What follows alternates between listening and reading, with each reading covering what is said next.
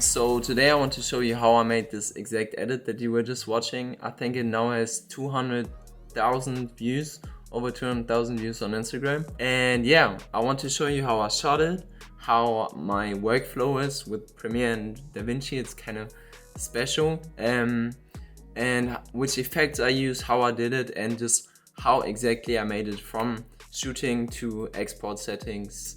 I made chapters so you can jump into the chapters that you are interested in. And another important note is that I link the original footage and media below, so you can also edit it yourself while watching the video. And yeah, I got my drink, so let's get into it. Okay, so the first thing and most important thing is to actually have footage.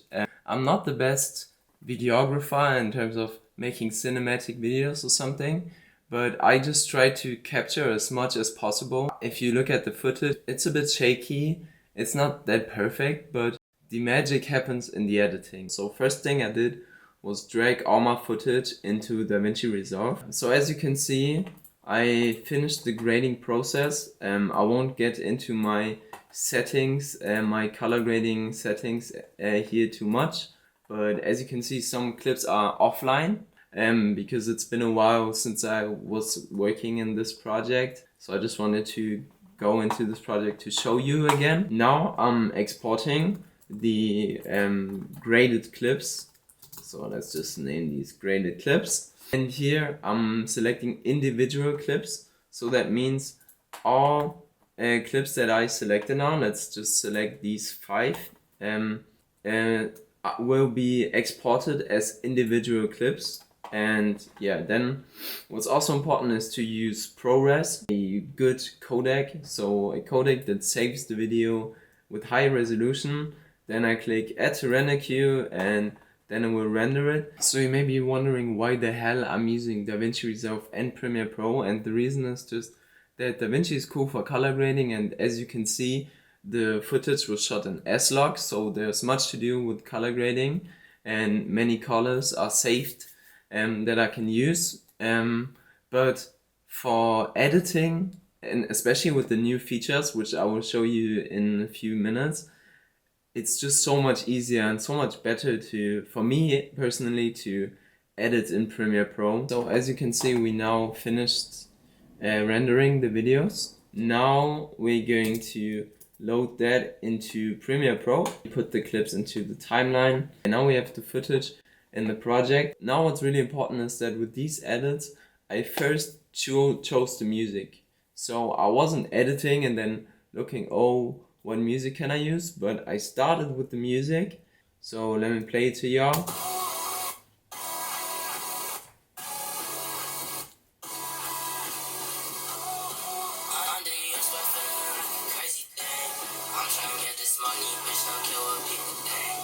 Okay, so that's a song. I like this song. And then I started choosing clips and passages that I like. So we got this part here of the tower that I like. Here it's shaky, so I couldn't take this part, so I had to use this part right there. Then I started just collecting the best snippets from my footage and just dragging it into the timeline. So here, as you can see, the other part is kind of shaky, and yeah, like this one. So I drag this into my timeline. Then I also choose other clips and just went through the clips and like select the best parts that I like, and also made sure that they are not shaky. And yeah, so this is what we are having now. And we got the first clip selected. Look at this.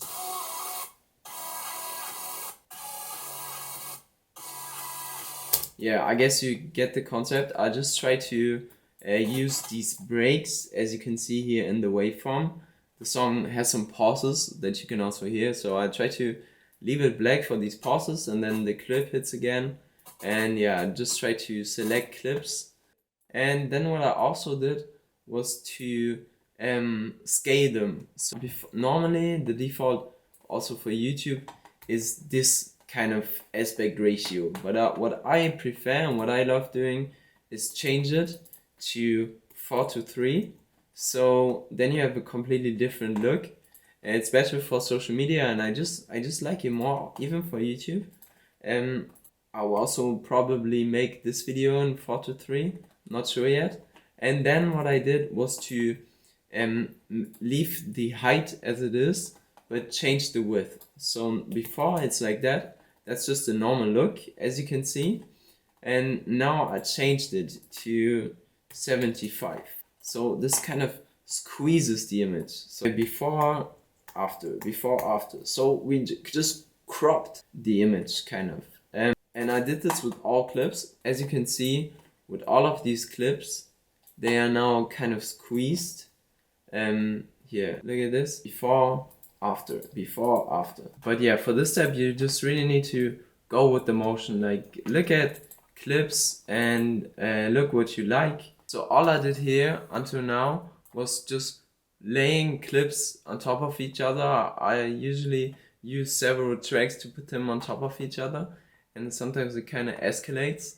But yeah, that's all I did right here.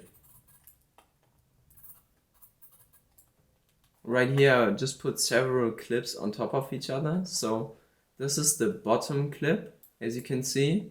And now we have this clip on top of it, new clip. I don't actually know why I did this, but yeah. So yeah, all I did was just have these several clips and just stack them on top of each other. And I just made this clip right here, this one with my girlfriend, smaller, and then changed it. So then changed the background. So it's nothing crazy. So as you can see, this was the original one, and then I wanted to have two, like a split screen. So I put this one on the bottom, and then I just put this one on top of it, so they are left and right of each other. And then I put this one in the middle, used the top clip as a transition. So you're focusing on the middle clip, and then you don't actually realize that the other two clips are changing. It's actually not that deep. Now we get into the second part, which adds the whole spice, which is effects. So yeah, let me break down. Effects are made step by step, and it's not complicated. So you don't actually need to know that much about Premiere Pro to be able to make these effects. So the first type of effect that I used was kind of, let's call it a stretch effect. So you have this video, and I wanted to make it a little bit more interesting. So I added this keyframe. I just got to the end and just dragged the width up, so it's kind of stretching. And I did this here too. And yeah, I did this for several different spots, and I generally just love doing that. So yeah, that's actually the whole effect, just scaling either the width or the height more than the other. It looks cool. So next one, what I did here was just create a mask that kind of separates two images. I just placed this one on top of the other, and so we have the two, and then I created one image out of two different angles. So it's, look at this, just created the mask. It still looks like a bike, but actually there is a thin line right here, if you see this. Yeah, that was the effect that I did. So what did I do here? So what I'm doing here is moving my camera around really fast to get this effect, and then I'll just place this one part of this for 1, 2, 3, 4, 5 frames, which is already kind of long, as a transition. And then I try to also look that it's in the same direction as the clip afterwards. So we have this clip, and then we have this light lens flare transition, I don't know how you call it, for 5 frames, and then we have the next clip. And I think it's so smooth because the camera movement is from left to right, and then the train, the metro, also goes from left to right. It's not that complicated. Let's look at the next effect. I actually love this effect. I think that's my favorite one out of the video. Before, I just had this clip, so just of this motorcycle going really fast, and then I just placed another clip on top of it, which is this velo cyclist right here. I just placed the second clip of a cyclist on top of it. I just try to match the motorbike with the cyclist, and then if you're watching it in slow motion, it's actually not that cool. But here I think it comes through really nice because yeah, it's just like a match cut kind of. Yeah, then we have this zoom in, which I did in camera.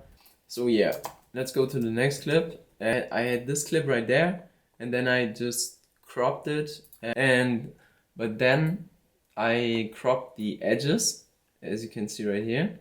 So it looks like the sun was scaled up, and then I did the same cropping thing with another clip. So this is the original clip, boom, just like that.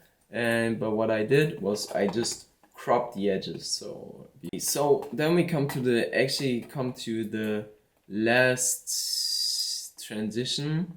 So before this clip right here, this collage looked like that. And then what I did was just drag this clip of the metro sign on top of the other ones, and then used the magic mask, which I love. I love the magic mask feature. And now I can just click on this one and then click tracker, and then it will track it. Now it finished tracking. And now if you look at it, I have a mask and I can just remove the background like that. So now I duplicated the layer to actually still have the background, so it's not black in the background, and then deleted it again. So now I have the metro sign in front of the second clip, in front of this clip, but the background is still there. And we're almost done. Another thing that I was doing here, which is actually also not that clean, is I just used Lumetri color to make the clip brighter. So I just graded it different. Actually looks smoother if you make it shorter, like 2 or 3 frames, like a light transition. Look at this. You have this clip and boom, kind of, yeah, just cool transition. So before talking about text animations that I did, just wanted to show you this last effect that I used. I actually just used a clip from a completely different video where I filmed these Prada Cups boots and some money laying around. Look at this, boom. And I just took that clip and then also played around with the object mask. So what I have this clip, I just put it over this part here. So before I was looking like that, you have this, and then I just put this clip above it, and then used magic mask again, and to mask out the money, and then tracked it again.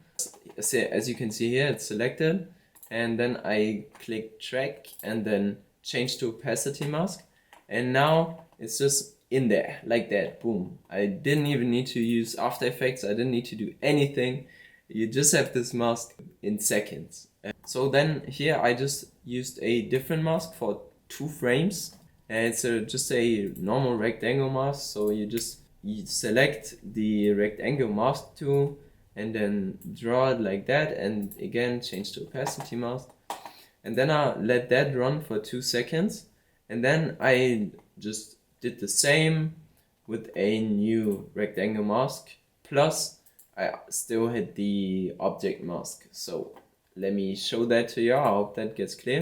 What it looked like this, boom, also cool. And then go to change opacity, and then let this run for 1, 2, 3, 4 frames, and then have the second rectangle mask, which I also just create like this, boom, change the opacity mask. And then for the last part, I just use the object mask. Yeah, I hope this gets clear. And after doing this, you have this. And again, it's just so efficient because it works perfectly with the music. Now, let's get to the text animations that I did. I just created a text layer using T, and then just write, I'm just write the lyrics. Not that deep. So I just divided this text layer into different sections, so I don't have to create a new text layer every time. I guess you get the point. I'm just trying to get this money. And then what I did was change the fonts. So first I placed it on the right part. Just place the text like this, so you have every word standing after each other. So let me just make this smaller because I'm using way too many layers. We're now at layer 13 already, and then I just made every layer longer, so like this, so they don't disappear but all appear at the same time until the first part is over. As you can see now, they are still above each other. I'm trying to get this money. So now all I'm doing is just placing every part of the text on a different screen, on a different part of the screen. Just every layer coming in after the other. And now what I did was I changed the font. I also want to change the layout because I don't like exactly how they are looking on the screen, and the parts up to the properties, and just use different fonts. So one font I like using is the Drowner font. So first I used Times New Roman, and then I just try to use different fonts. So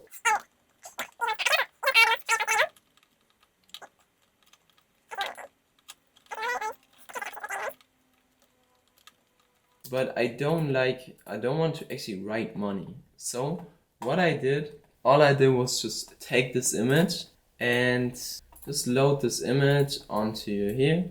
Load the image into here, drag it here, and remove the background.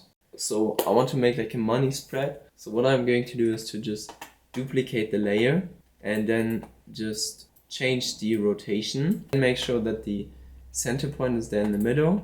So now if we change the rotation of every piece, we're going to have a really cool money spread effect.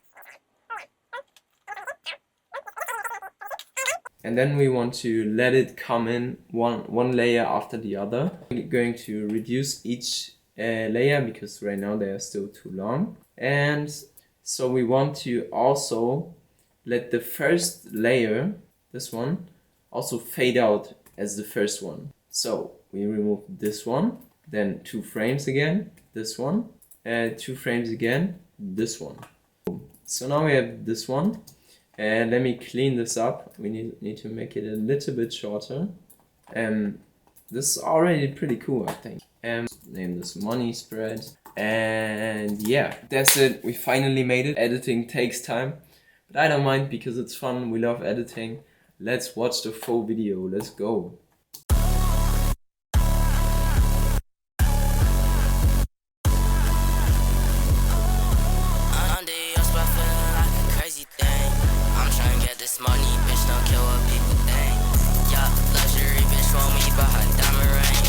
Okay, so this wraps up the video. I hope you learned something and that it was useful. If you have any questions or if you're stuck anywhere, you can also text me on Instagram. If you want to see my color grading workflow, just write a comment that you're interested, and then I will try to make a video about that, even though it's not that deep. Also, thank you for your support. You guys are sick. Try to make more of these videos in the future, and yeah, follow me on Instagram or link me as a friend on Brawl Stars. Yes sir. Bye bye.